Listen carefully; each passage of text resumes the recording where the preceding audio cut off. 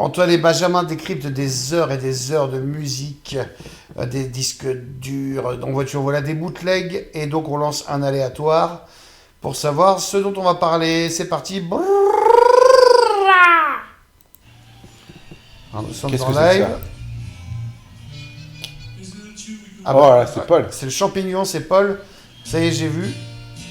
Alors ça, c'est un super coffret bootleg qui s'appelle Searching for Him Everywhere. C'est un peu les morceaux rares qu'il a joués ces 15 dernières années sur scène. Oh là là. Même si là, vous avez reconnu, c'est Mool of Kintyre, fameux single paru, quelle année d'ailleurs, 79 18 17 avec Schools Out, ou c'est quoi la phase B? Oui, absolument. C'est ça qui a mieux marché aux États-Unis que la face. D'ailleurs, je crois que c'était la face A aux États-Unis. Ouais, tout à fait. Et c'est un des plus grands succès de McCartney, quoi. Bah, c'est le single non caritatif le plus vendu de l'histoire de l'industrie du disque. Alors, une chanson coécrite, pour la petite histoire, par McCartney et Denny Laine, donc son acolyte qui est dans les Wings, qui malheureusement va revendre ses parts à Maca dans les années 80 quand il était un peu fauché, c'est ça l'histoire. C'est ça.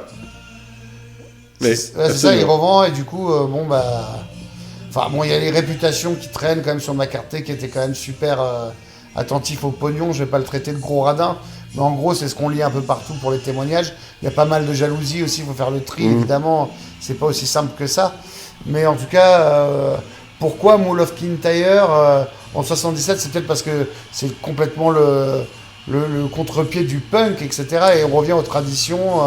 C'est comme ça que ça va se passer effectivement, mais à la base c'était beaucoup plus innocent que ça. C'était comme toujours avec McCartney. C'est exactement ça. Oui, c'est juste que comme on le sait, McCartney a sa célèbre maison résidence secondaire en Écosse depuis l'époque des Beatles.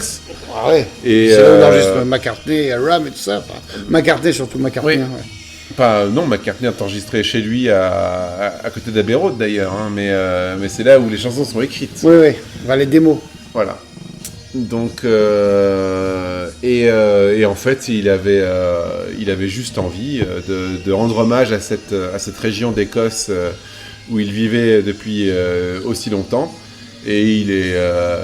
Parce que ça s'apparente à un traditionnel, mais c'est vraiment une composition originale, quoi. Ah, bien sûr. Bah non, il a juste appelé des mecs appelé les mecs locaux de bar pour faire la cornemuse, absolument. Et effectivement, dans cette année où les charts ont été très très chahutés par tout le mouvement punk et tout ça, pour l'Angleterre qui avait peur et tout ça, c'était une espèce de valeur refuge culturelle là, pour le coup, absolument incroyable. Effectivement, c'est en Angleterre le disque le plus vendu de l'histoire de l'industrie musicale anglaise. C'est encore signé les Wings quand même. Bien sûr.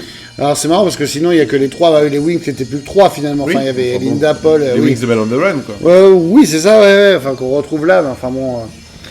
C'était avant le méga implosion des Wings en 80 après Back to the Egg, mais c'est quand même marrant que ce morceau soit aussi populaire, mais c'est pas qu'en Écosse que ça a marché, dans tout le Royaume-Uni. Non, mais oui.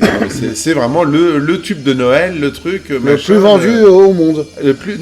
En Angleterre. En Angleterre, d'accord. En Angleterre. C'est quand même dingue. Ouais. Même aujourd'hui, il n'y a rien qui a surpassé ça. Si, des trucs caritatifs. Donc, oui, je crois qu'au-dessus, il y a... We Are the World, quoi.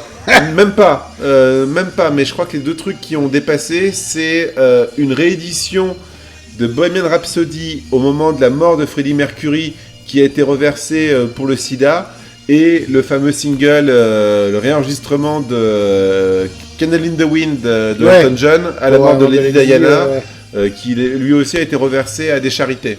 Donc du coup, de temps en temps, il refait le coup, j'imagine, quand il est en Écosse, de jouer ça en rappel. Quand il est en Écosse ou dans dans des parties au Pays de Galles, du Canada, au Canada aussi, où il y a beaucoup d'immigrants écossais, comme à Halifax par exemple, ou à Toronto. Toronto. Quand il joue à Halifax ou à Toronto, il joue toujours Mool of Kintyre. D'accord, c'est un peu leur Michel qu'on a nous à chaque fois.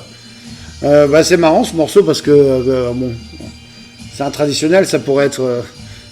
ça pourrait être les lacs du Connemara, peut-être pour vous qui écoutez ça. Mais en tout cas, voilà, le plus gros single vendu en termes de vente, à part les singles caritatifs. Donc voilà. En Angleterre. En Angleterre, précisons. Donc voilà pour ce Moule McIntyre de Paul McCartney. On vous remercie pour ce nouvel épisode de Rock au Pif et on se dit à très vite.